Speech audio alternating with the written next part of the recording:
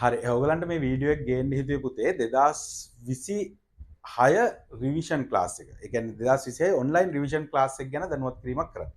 ඔයගොල්ලෝ දන්නවා මේ පාර A levels දැන් පටන් ගන්න එක්සෑම් එක වෙලා අවුරුද්දක කාලයක් හම්බ වෙන්නේ නැහැ. හරි මේ පාර A levels පටන් ගන්න ඕගලන්ට හම්බ වෙන්නේ එක්සෑම් එකෙන් පස්සේ තව මාස 8ක කාලයක් විතරයි. ඒතර මේ පාර එක්සෑම් ලියපු ළමයින්ට ඊළඟ පරිභාගෙට ලෑස්ති වෙන්න තියෙන්නේ මාස 8ක කාලයක් විතරයි. ඒ හින්දා මේ පාර රිවිෂන් එක අපි වෙන පාරවල් වලට වඩා වෙනස් විදියකින් කරන්න ඕනේ. ඒ කියන්නේ සිලබස් එක කවර් කරන්න ඕනේ. පාස් පේපර් සහ අනුමාන ප්‍රශ්න පත්‍ර සෑහෙන ප්‍රමාණයක් අපි ලියා ගන්න වෙනවා. රයිට්.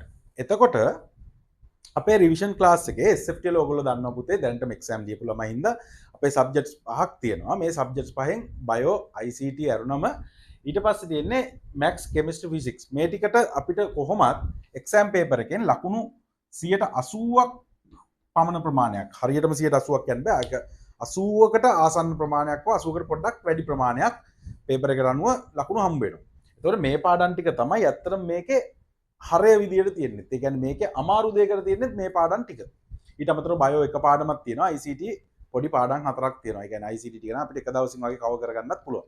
එක දවසක් ඇති ICT ටික ඔක්කොම කවර් කරගන්න. රයිට්. අපේ වැඩපිළිවෙල මෙන්න මෙහෙමයි යන්නේ. මේක හොඳට අහගන්න. අපේ වැඩපිළිවෙල යන්නේ අපි ක්ලාස් පටන් ගන්නවා දෙසැම්බර් 5 වෙනිදා සිකුරාදා. හරි දෙසැම්බර් 5 වෙනිදා රාත්‍රී 7:30ට. ඔයගොල්ලන්ගේ මේ සබ්ජෙක්ට්ස් ගැන කතා කරොත් අපි සම්පූර්ණ මැක්ස් සබ්ජෙක්ට් ටික ජනවාරි 15 වෙනිදා වෙනකොට ඉවර කරනවා. මැක්ස් සබ්ජෙක්ට් ටික ජනවාරි 15 වෙනිදා වෙනකොට ඔයගොල්ලන්ට තියරි සහ ඒකට අදාළ පාස් පේපර් ටික කරලා ඉවර කරනවා. මොනවාද මේ මෙතන තියෙන පාඩම් ටික තියෙන්නේ මෙන්න මේ පාඩම් තුන තමයි ප්‍රධානම පාඩම් විදියට තියෙන්නේ. වර්ගඵල හා පරිමාව, කණ්ණාංක ජ්‍යාමිතිය සහ සංඛ්‍යානය. මේකෙන් තමයි ඕගොල්ලෝ දන්නවා වැඩිපුරම ප්‍රශ්න ප්‍රමාණයක් මේකට ඉන්නේ. ඊට අමතරව ත්‍රිකෝණමිතිය පයිතගරස් කියන්නේ බොහොම පොඩි පාඩම්. මෙන්න මේ පාඩම් තුනට ලොකු බරක් දීලා අපි ජනවාරි 15 වෙනිදා වෙනකොට මැක්ස් පාර්ට් එක සම්පූර්ණයෙන් ඉවර කරනවා. ඒ කියන්නේ ඔයාගේ පේපර් එකේ ලකුණු 20ත් 25ත් අතර ප්‍රමාණයක් ඔයාට ජනවාරි 15 වෙනිදා වෙනකොට කම්ප්ලීට්ලි ගන්න පුළුවන් විදිහට අපි ඉවර කරලා දෙනවා. රයිට්. ඊට පස්සේ ජනවාරි 15 ඉඳලා පෙබරවාරි සම්පූර්ණ මාසෙම අරගෙන ජනවාරි 15 ඉඳලා පෙබරවාරි සම්පූර්ණ මාසෙම අරගෙන ඔයාගේ ෆිසික්ස් ටික අපිට ඉවර කරගන්න පුළුවන්. හරිද?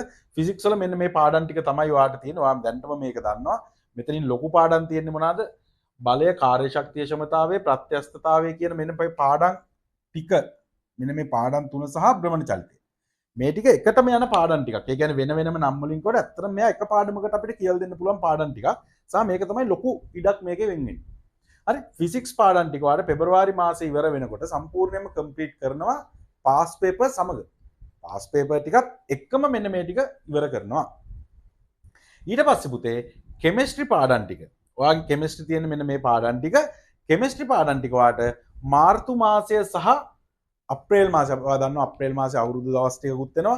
ඒකත් කන්සිඩර් කරලා මැයි මාසේ 7 වෙනකොට මාර්තු අප්‍රේල් මැයි මාසේ පළවෙනි සතිය වෙනකොට කෙමිස්ට්‍රි ටික ඉවර කරනවා. හරිද?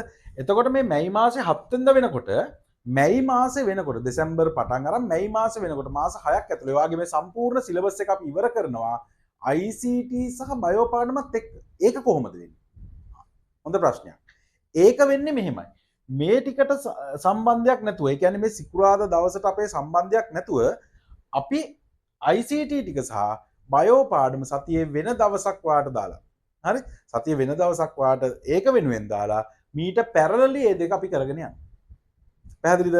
බයෝ පාඩම සහ ICT. ඒ කියන්නේ බයෝ පාඩම එක පාඩමක් වුණාට ඇත්තට මේකට පැය 50ක් විතර යනවා තියරි කරන්න. එතකොට දැන් මේ පැය 50ක කාලයක් මෙතන ගන්න නැතුව බයෝ පාඩම හරි පැහැදිලිව ඔයාට හිමීට කරනවා වෙන දවසක. හරි? වෙන දවසක. ඒ කියන්නේ අපි බදාදා දවසකම බදාදා දවසේ වෙනම ක්ලාස් එකක් විදිහට ඔයාට බයෝ පාඩම යනවා. හරිද? එතකොට මේ පාඩම් ටිකට පැරලල්. මොනවා වුණත් මැයි මාසේ 7 වෙනිදා වෙනකොට මැයි මාසේ පළවෙනි සතිය වෙනකොට ඔයාලට සම්පූර්ණ සිලබස් එක කවර් කරලා තියෙනවා. එතනින් පස්සේ අපිට පුළුවන් මොඩල් පේපර්ස් සහ පාස් පේපර් වලට වැඩ කරන්න. මොඩල් පේපර්ස් සහ පාස් පේපර් කරන්න පුළුවන් එතනින් පස්සේ ආයෙ පාරක්. ඒ කියන්නේ මෙතනට එනකොට පාස් පේපර් ටික එකපාරක් කරලා ඉවරයි. හැබැයි මගේ ක්ලාස් ආපු ළමයි දන්නවා අපි පාස් පේපර් ටික ළමයින්ට කරන 3-4 පාර කරනවා එකම ප්‍රශ්නේ පාස් පේපර් වල. ඒ කියන්නේ මේ පන්ති ඇතුලේ මේක කරනවා. හරිද? ඇයි ඒ කියන එක මං කියලා තියෙනවා මගේ දැන් දෙන්න ළමයින්ට අනිත් අයටත් මං කියන්නම් ඇයි අපි එහෙම කරන්නේ කියලා.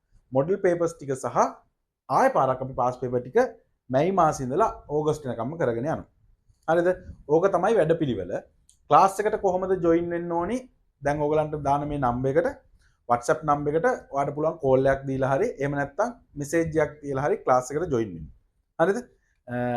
ක්ලාස් එකට ජොයින් වෙන විදිය දැනගන්න. හරි? එතකොට ගන්න සීමිත ප්‍රමාණයක් ඔව් වෙන අවුරුදු වල වගේම සීමිත ප්‍රමාණයක් තමයි එක ක්ලාස් එකකට ජොයින් කරගන්න. හරිද? ක්ලාස් එකේ අපේ මොනවද විශේෂ දේවල් තියෙන්නේ? ඔයාට අර කෝල් එක දුන්නගෙන් පස්සේ ඒ ටික දැනගන්න පුළුවන්. කොහොමද ටියුට්ස් ගන්නෙ? මොනවද ක්ලාස් එකේ තියෙන විශේෂ දේවල්? ක්ලාස් ෆීස් එක කොහොමද? ඒ හැමදේම ඔයාට කෝල් එකක් දීලා දැනගන්න පුළුවන්.